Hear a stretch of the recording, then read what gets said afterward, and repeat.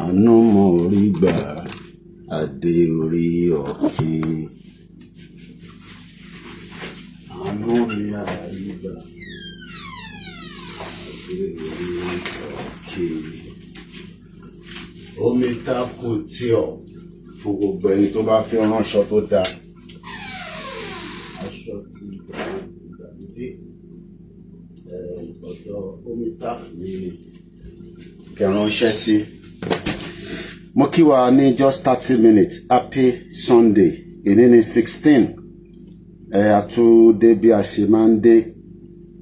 Mo kí wa pé a kú bójú ọjọ́ ṣe rí. Àdẹ̀kú Sunday tèmi.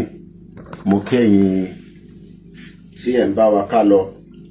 Àtẹni tí kò tí gbọ́. Ọba tó ni wá. Ọba tó nílẹ̀ káàárọ̀ òjíire á wà pẹ̀lú wa. Bí ẹ ti ṣe ń wọlé, àǹfààní kan tí mo máa jẹ látọ̀dọ̀ yín náà ni pé kí ẹ sáré bá mi pín ètò yẹn kí gbogbo àwọn tí wọ́n tí ní àǹfààní láti wà ń bí káwọn náà lè jàǹfààní ẹ̀. Láti ìkànnì wa iléeṣẹ́ wa Koikimedia, bringing the world closer to your doorstep. Èmi náà fi sáré pín lọ sí torí aago 11 ló fẹ́ lọ lò báyìí. Ṣé ẹ láìkì aṣọ tí omi tá fún rán fún mi? Báwo ló ṣe rí lára mi? Irú ẹkùn kò ṣe fi lé ajá lọ́wọ́. A kí gbogbo àwọn ọmọ ìlú Ọ̀ṣun State. Ẹ ti make a decision yín náà. Ọlọ́run á jẹ́ kí ó ṣiṣẹ́ fún ilẹ̀ Yorùbá tí wọ́n ń pè ní South West of Nigeria. Akí bàbá wa Adeleke, congratulations. Politics is local. Mo ní politics is local. Nígbà tí ó bá máa fi di kàmpéènì ti President Bola Tinubu náà, bí a ṣe máa kàmpéènì títí tí aṣíwájú máa fi dé position ni second term fún presidency inshallah wa kudiratullah láṣẹ Èdùmàrè. Mo lọ bẹ́ẹ̀ mo kí ọba Elédùmarè 30 minutes péré ni mo ní 10:45 tó bá máa fi máa di bí 15:15. Iṣu ni tàárọ̀ yìí àti lára àwọn nǹkan tí mo gbé dé eléyìí ìyàwó mi ló bá mi ṣètò ẹ̀ ní Èkó ló ní máa gbé bọ̀ kó máa fi ṣe tọ̀ìtọ̀ì tó máa fi gbádùn ara kárẹ̀ máa dán. Bàbá ìlú òyìnbó èmi tẹ́ máa ń pè wá nìyẹn, àwa bàbá ìlú òyìnbó. Mo ní mo kí gbogbo ọba ilẹ̀ káàárọ̀ òjíire ẹ̀yin kábíyèsí wa orí mi lẹ̀rí. Mo kí yín bàbá wa Ọọ̀ni òrìṣà. Bàbá dáadáa, kò ní sí wàhálà, kò ní sí ìdààmú nílẹ̀ Yorùbá mọ́sẹ́. Nítorí politics ká para wa. Adeleke ti wọlé kọ́ kọ̀ntínú iṣẹ́ tó ń ṣe lọ. Mo sọ nígbà tí mo ń ṣètò pé gbogbo road networks tó bá wa open up kó túbọ̀ wọ gbogbo local government kó ṣí gbogbo ẹ̀ kí ọ̀pọ̀lọpọ̀ iṣẹ́ wà káwa náà lè gbé iṣẹ́ lọ sí Ọ̀ṣun State.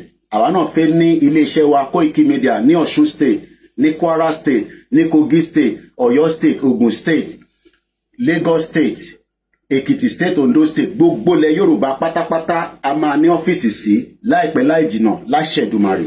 Ẹ bá ń ṣàmì ẹ̀. Koikimedia, bringing the world closer to your doorstep. Gbogbo ẹni tó bá fẹ́ kàn sí mi, mo ní ká ẹ má lo fídíò mi.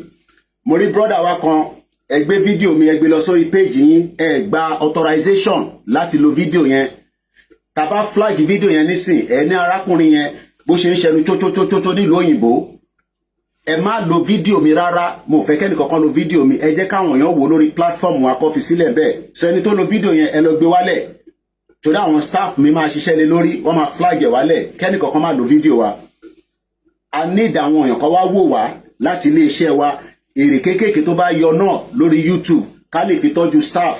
Kò ń ṣowó tó pọ̀ lọ́n fún wa lórí Facebook. Gbogbo owó tá ń gbà lórí Facebook kò tó $150 lóṣù. Ìkan san bí i $20. Gbogbo owó tá ń gbà lórí YouTube kò wọ £300. Ṣé máa lo fídíò tèmi kẹ́ lọ máa fi grow page yín. Kólúkálukú lo page ẹ̀ láti fi ṣe tó bá wùn. Ẹ bá fẹ́ lo page yín fi ṣe tó bá wùn. In tó wùn èmi lèmi fi page mi ṣe. Èmi mo ní page mi. tó fi ń pè ní iléeṣẹ́ Koikimedia.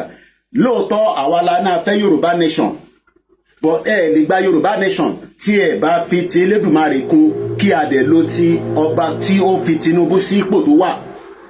Bẹ́ẹ̀ ṣe fẹ́ gba Yorùbá nation tí ẹ fẹ́ kíkì Tinubu out in 5 months kájọ máa wò ó. Bẹ́ẹ̀ ṣe fẹ́ gba restructure tẹ́ ẹ fẹ́ Tinubu kájọ máa wò ó. Bẹ́ẹ̀ ṣe fẹ́ jẹ́ kí Nàìjíríà kó ṣiṣẹ́ fún yín ẹ dẹ̀ fẹ́ president Tinubu ẹnu ẹni gbogbo àjọ wà. Oṣù 5 péré ló kù, 5 months péré ló kù between now and the next general election. Àwọn tó wà lóyìnbó kọ́ ni mo bá sọ̀rọ̀, àwọn yẹn ti escape Nigeria. Bébí náà ṣe escape Nigeria ní 1998 September. Ó máa pé 30 years tí mo ti wọ UK. Ó dẹ̀ take mi ní 15 years kí wọ́n tó fún mi ní status pé máa lọ máa ṣiṣẹ́ officially, kó dẹ̀ máa jáde, kó máa wọlé, máa lọ bí tó bá wùn ẹ́. So ẹni tó bá wà ní abroad tó ń tako president Tinubu, àwọn kọ́ ni mò ń bá wí, àwọn ti escape poverty Nigeria.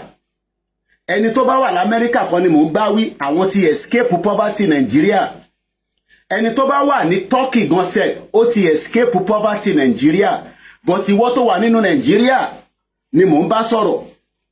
Ìwọ tí ò ń gbé nínú Nigeria ni mò ń bá sọ̀rọ̀, tí ẹ̀rù ń bẹ̀ lójoojúmọ́ látara pé wọ́n fẹ́ jẹ́ kí nǹkan tó máa jẹ́ tiẹ̀ kó jẹ́ tiẹ̀.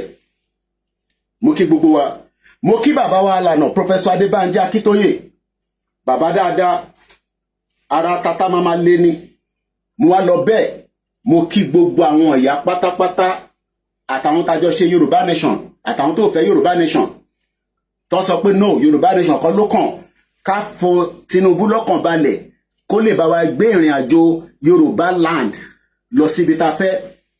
Torí àwọn lè máa campaign nísìn fún president Tinubu ká tún ṣe máa sọ pé Yorùbá nation no going back. President Tinubu ló máa wá lo làákàyè tọ́lọ́run bá fún láti fi jẹ́ kí wọ́n gbé constitution yẹn padà wá pé ṣé constitution tí gbogbo wa ń lò lọ́wọ́lọ́wọ́ nínú Nàìjíríà ṣó lè pín Nàìjíríà gan. Gbogbo yẹn láti ṣàlàyé, gbogbo yẹn ló mọ̀ pé current 1999 constitution is a fraud. Òun ni kò jẹ́ kí president Tinubu lè sọ pé àwọn máa ní kẹ́ lọ gba Yorùbá nation àbí Biafra. Mo ò dẹ̀ bá àwọn ọmọ Ìgbò sọ̀rọ̀, àwọn Ìgbò kọ́ ni problem mi, ẹ̀yin Yorùbá ẹ̀yin gangan là ń bá sọ̀rọ̀.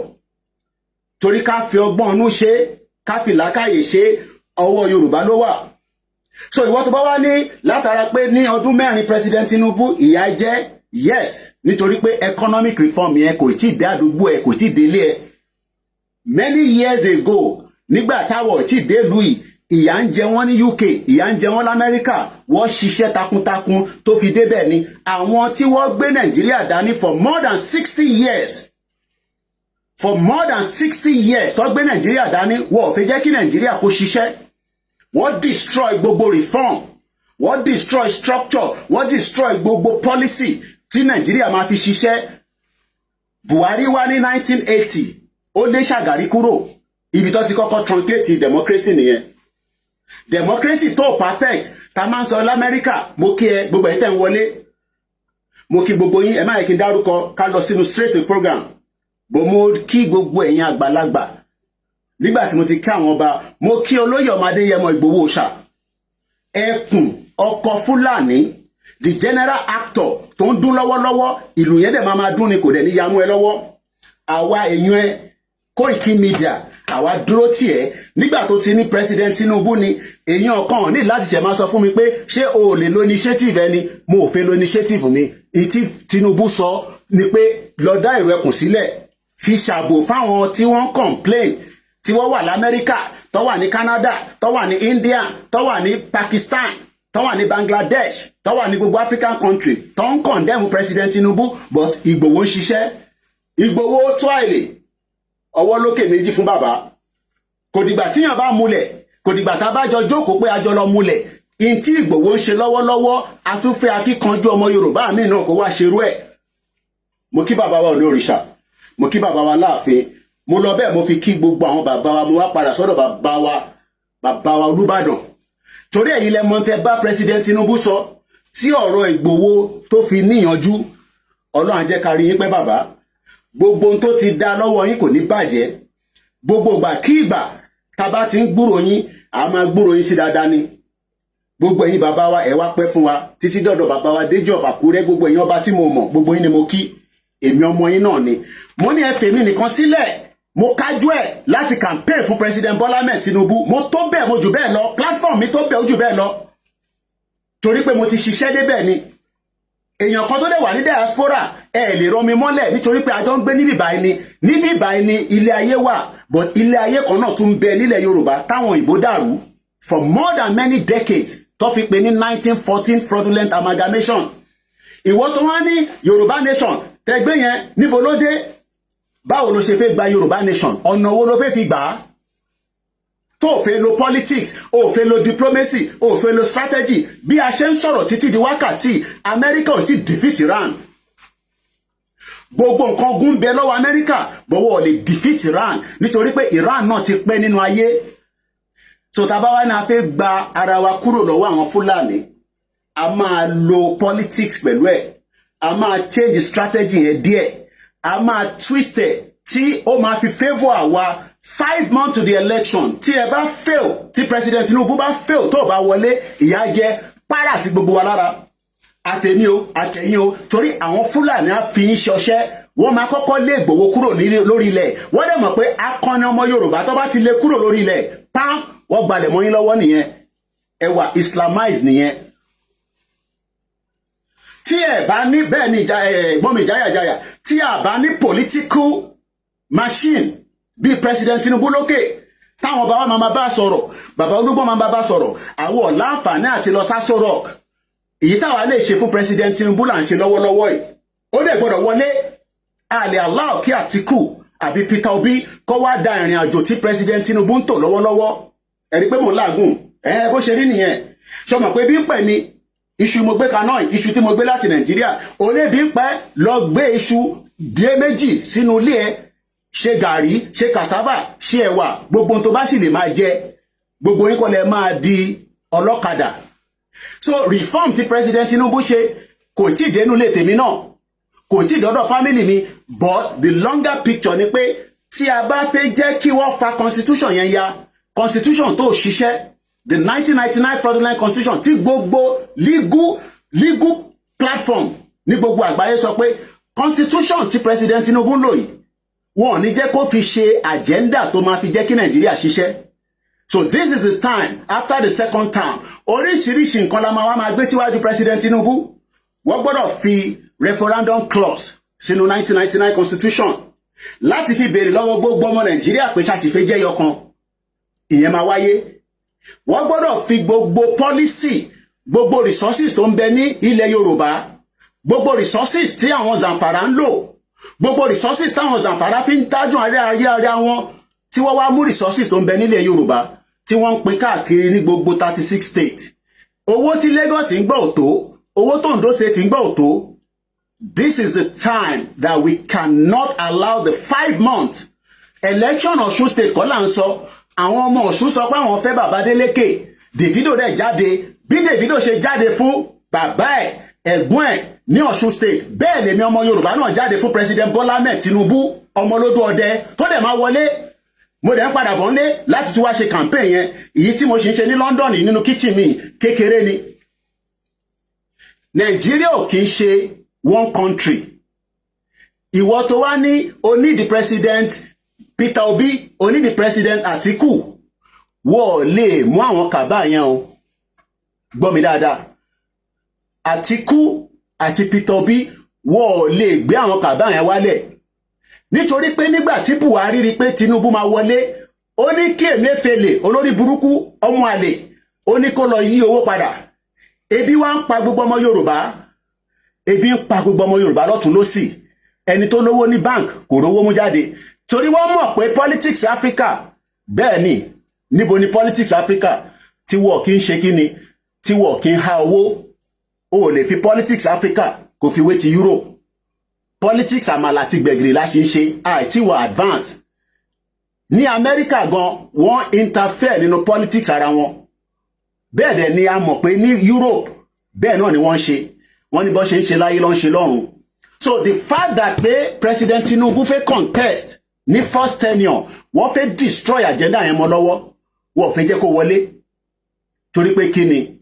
bẹ́ẹ̀ ni jẹ́ kẹ́ni yẹn máa sunkún sábọ́ gbogbo àwọn tó bá ń sunkún sábọ́ ọmọ Yorùbá tó bá ń sunkún pé bí ń pẹ́ ọ̀fẹ́ president Tinubu ebi yẹn ló máa pa ikú bẹ́ẹ̀ ló gbọ́ lẹ́nu mi yẹn mo bọ̀ ọmọ Yorùbá tó bá ń sọ pé òun ò fẹ́ president Tinubu torí ó ti fìyà jẹ ṣé president Tinubu òun ló destroy Nàìjíríà mo ń bèèrè ni o ṣé president Bola Ahmed Tinubu ló destroy Nàìjíríà mo kíyàwó mi mo kí àwọn ọmọ Oòduà mo wá lọ bẹ́ẹ̀ mo kíyà tó bí mi lọ́mọ ìyá dáadáa ìyá lálùbáríkà kọ́lọ́njọ́ nínú ọlẹ́ kó jẹ́ kí n rí àṣeyọrí lẹ́yìn ìta gbé dání àti ilé ìta tún máa ṣe lẹ́yìn ikú ìyá náà lẹ́yìn ikú ìyá mi àní tún gbúrò ìbànújẹ́ nínú ilé wa mọ́ a máa lọ sókè ni iléeṣẹ́ Koikimedia a máa gbòòrò sí káàkiri gbogbo àgbáyé wọ́n á máa gbọ́ ní gbogbo everywhere títí dé moon nítorí pé tí wọ́n bá sọ pé ẹni tí ó gbé òdodo dání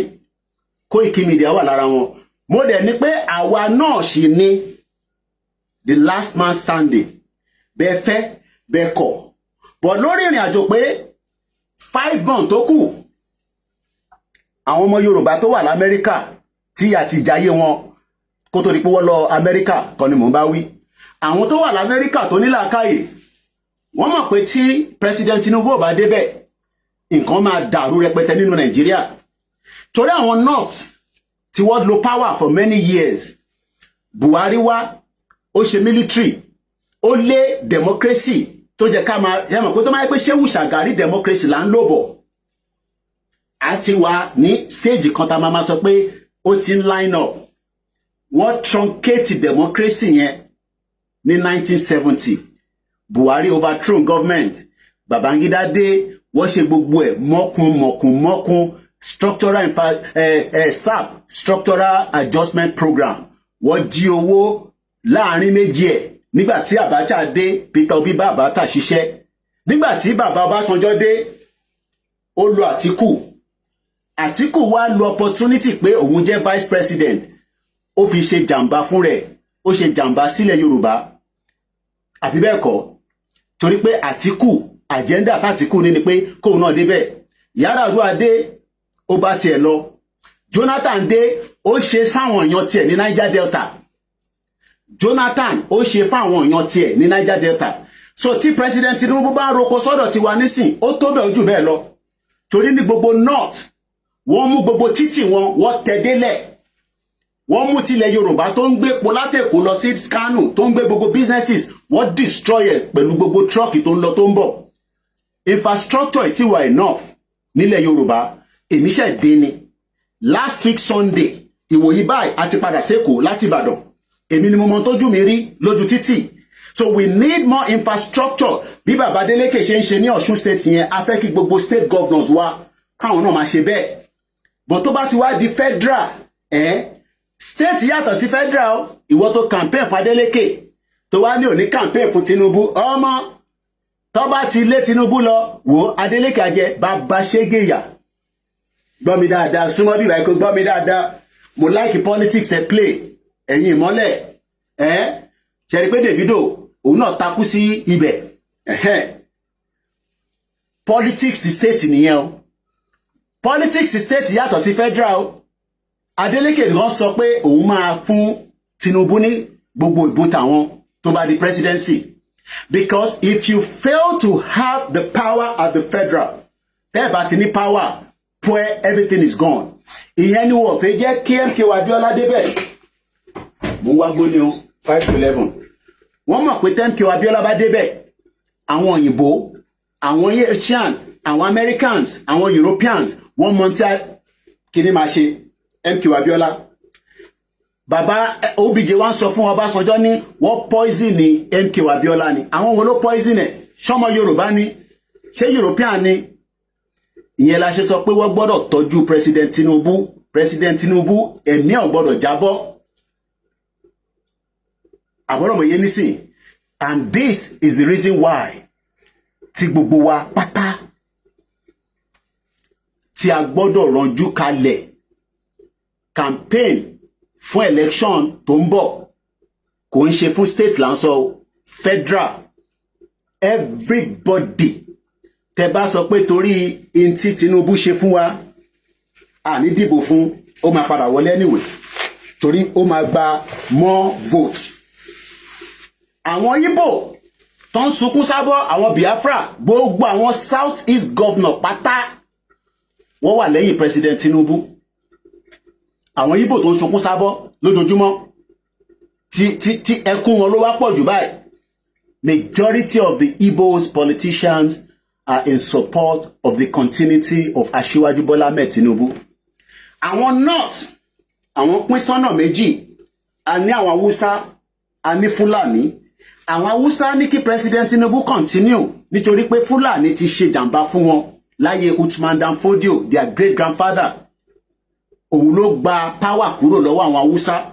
So Hausa need Tinubu láti continue kí wọ́n lè break gbogbo structure, because structure ló difficult láti break. Ìlú òyìnbó ní sì máa fún ilé example. Nígbà tí mo dé ní 1998, béèyàn ṣe ń lo license tó fi ń drive tó di pé ọlọ́pàá máa mọ̀ bóyá o ní insurance àbó ní insurance, nísìn láti inú mọ́tò wọn wọ́n lè confirm ẹni tó ní mọ́tò yẹn, kó confirm bí o ní insurance, bí o confirm everything, because wọ́n realize pé a lot of people, I'm talking about àwọn tó bá gbé ní UK mọ́rọ̀ tí mo ń sọ yìí, because àwọn kan máa ṣe fake insurance, àwọn kan máa ra insurance láàárọ̀ yìí wá cancel ẹ̀, wá tún máa fi insurance fake yẹn tó ti cancel yẹn wá máa fi drive. Structure tí Tinubu fẹ́ gbé wá tó máa fi break the power of the North, the power of the North that has held the country for where it is not meant to be. Because ó yẹ ká ti wà advance ju bí ta wà lọ lẹ́ni. Ó yẹ kí Nigeria, if Nigeria was truly working, ó yẹ kó ti wà advance kó tó di pé President Tinubu dé. Ó yẹ kí Nigeria yẹn kó ti wà advance. Happy Sunday to you all as well. I have just about 10 minutes left. Ó yẹ kí Nigeria ti wà advance kó tó di pé President Tinubu dé. Ṣebí wọ́n ní continuity ní government. Buhari gbé gbogbo agbára ó gbé fáwọn Fúlàní. Buhari jáde ó sọ, ó ní gbogbo Fúlàní tó ń bẹ ní Africa wọ́n ní right láti máa bọ̀ Nigeria láti wá ṣe kíni. Ṣé Fúlàní wà lára ọmọ Nigeria from the beginning of Nigeria tí Britain create, because Britain ló create orúkọ Nigeria yẹn ní 1914 amalgamation, and that amalgamation has already expired. But tá bá wá sọ pé a fẹ́ kúrò nínú Nigeria, ìyẹn ló wà lẹ́mìí wa tí a dẹ̀ ní strategy tá fẹ́ fi kúrò. That means pé a ti fẹ́ ready pa fẹ́ kúrò nínú Nigeria. A kàn fẹ́ máa pariwo Nigeria change, Nigeria fail, Nigeria no go, Nigeria no bad. Ká kàn jókòó sórí TikTok, orí YouTube. A fẹ́ wà realistic. Èmi ò dẹ̀ sí lára àwọn tó fẹ́ wà realistic. Èmi fẹ́ wà in the forefront of the reality. Kò reality yàtọ̀ sí realistic. Then sentiment, in tó ń dùn mí, bó ṣe ń dùn mí yẹn no, nǹkan mi máa dùn yàn. Wá fi làákàyè, wá máa fi wò báyìí pé wá tán torchlight ẹ. Láàárín pé a fẹ́ President Tinubu, àwa ti tán torchlight wa ni. A ti wo the pros and the cons. Tá bá allow kí President Tinubu continue, the project of afẹ́ gba country wa ó ṣì wà níbẹ̀. The project of Efe gba restructure ó ṣì wà níbẹ̀. The project of Àṣìfẹ́ wà ní one Nigeria fáwọn tó believe in one Nigeria ó ṣì wà níbẹ̀. But ẹ bá sọ pé ẹ fẹ́ President Tinubu, a tún fẹ́ lọ try Atiku. Ṣèwòrò lè wọlé, ìyẹn waste time ẹ̀. Ṣèyí Mákindé waste time ẹ̀. So it's between Atiku, Peter Obi and Tinubu. Tẹ́ bá wá ní ẹ fẹ́ try Peter Obi, òun fẹ́ experiment in Nigeria for 4 years. To àwa dá padà fún North. Àbí bẹ́ẹ̀ kọ́. So in tí Yorùbá gbọ́dọ̀ ronú sí nísìn ni pé for the developmental part of the southwest of Nigeria kó lè grow ju bó ṣe grow lọ in the last 20 years, because the growth of Nigeria today has not been strong. The economy has been destroyed for many decades. My late mother left Nigeria in 1992 when dollar was 34 naira. She knew that something was wrong. She knew that something was not right. She packed up, put us in a boarding school, and left to UK. Láti wá ṣe kíni, láti wá ṣiṣẹ́. many years after I joined her, Nigeria has still not worked. She President Tinubu tó dé ní less than 4 years. We want his whole policy, his whole reform to change what my late mother left in 1992. Where is the Nigerian Airways? She President Tinubu ló jó Nigerian Airways tí kò fi ṣiṣẹ́. Even Arik, that is performing very well, is an Igbo airline. It's performing very well because the policy of President Tinubu is helping him in one way or the other.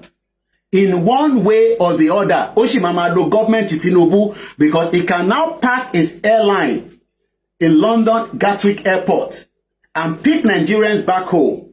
I don't have to go with Virgin, it's an option. My travel to Nigeria cost me £1,270 on a Virgin airline. I would have preferred to travel with Arik, but I have the option whether to use Gatwick Airport or Heathrow Airport. But when we have competitors, when we have the main Nigerian airline, which Buhari promised us,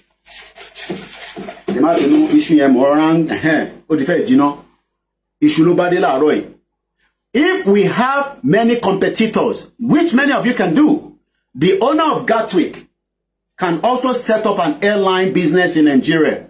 But we also want a government-owned airline. President Buhari promised us an airline before he left. They went to Ethiopia. They painted an airline. They call it Air Nigeria. They came to London. They unveiled logo. They unveiled these. Millions of naira was spent. There is no government that people inside the government will not be corrupt. We are not here to defend President Tinubu that inside his government there has not been corruption. There are many corrupt people. Just as individualism and individual people like you are also corrupt. Because Nigerians love the corruption that is going on in Nigeria. And I'll give an example. I was in Nigeria. How can an Uber driver, after I have made a booking on the Uber app, which is something that is global anywhere in the world, the driver will now want to confirm the price with me. And after confirming the price, he wants me to turn off the Uber app. And he will do the same thing and then come and pick me without paying the levy or the fee that Uber gave him the job. I was now asking, can you, from your location, knew that I wanted to go on a ride before I made the booking? And after I have made the booking, you are meant to pick me up because you have accepted the booking, but you don't want to accept the booking because you are bloody corrupt. Some of them are Yorubas. Likewise, some other that are running Uber in Lagos State. This is what is happening presently in Lagos State. All the Uber drivers, maybe 1 or 3 of them, will be legit and clean. Only ni gbogbo ẹ̀yin náà. Tẹ́yìn náà bá dé ọ́fíìsì yẹn nísìn, bẹ́ ṣe máa jalè ní state nìyẹn, bẹ́ ṣe máa jalè ní federal nìyẹn. So fẹ́ nǹkan tó dáa. Àwa náà ń lo Uber nílùú yìí. How will I tell the Uber to cancel the trip and then màá wá sanwó fún ní cash? Ẹ fẹ́ jèrè lára Uber, dẹ̀ fẹ́ jẹ́ kí Nàìjíríà kó lọ sókè. Because Uber pays tax to the federal government. Ẹ̀yin ọmọ àlè, bomb bastard. Idiot all over the place. Every part of Nigeria is corrupt until we have a structure and a reform that will destroy all that corruption. The country will not move forward. But President Tinubu reformed my boat and rebooted. And they know that when it comes to tax reform, the northern part of Nigeria say they don't want a tax reform. Why? Because they are going to benefit more from the corrupt system. The allocation formula has failed for many decades. How can the country have some state that does not produce jack shit, yet they are taking more allocation that should not have been given to them? All these are part of a reform. We need a new reform system before the country will dissolve when you are all interested for dissolution. So if you like, for those of you that are saying, so this Yoruba nation was all a scam. Yes, to you was a scam. To us was the best enlightenment and the best jigs that we were able to push out. And many people knew that the Yoruba nation gave President Tinubu the platform that he's using today. So we would then also need him to complete our own platform at the appropriate time. But for now, 4 + 4 is equals to 8. President Tinubu will continue. We will support him. We will continue to give him all the necessary publicity he needs. If you like, call him all different names. Ẹ̀yin Yorùbá tẹ́ wá ń pe President Tinubu lóríṣiríṣi orúkọ. Yes, we have the right to call him all the names. But who are the Fulanis? Àwọn wo ni ẹ̀yà Fulani? Kó tó di pé wọ́n bẹ̀rẹ̀ sí jí wa gbé wọ́n pa wá. Ṣé Buhari ní certificate? Ṣé Fulani ní license láti gbé ìbọn kan fi ń pa wá? Stupid Yoruba people that doesn't think. Nítorí pé ẹ like Tinubu because you want to keep the Igbo people to be happy. You want to make them smile on your platform. I care no less. If you talk about tribalism, if you talk about bigotry, that is your own cup of tea. A Yoruba man is the only one right now that can deal with the problem that we are facing in Nigeria.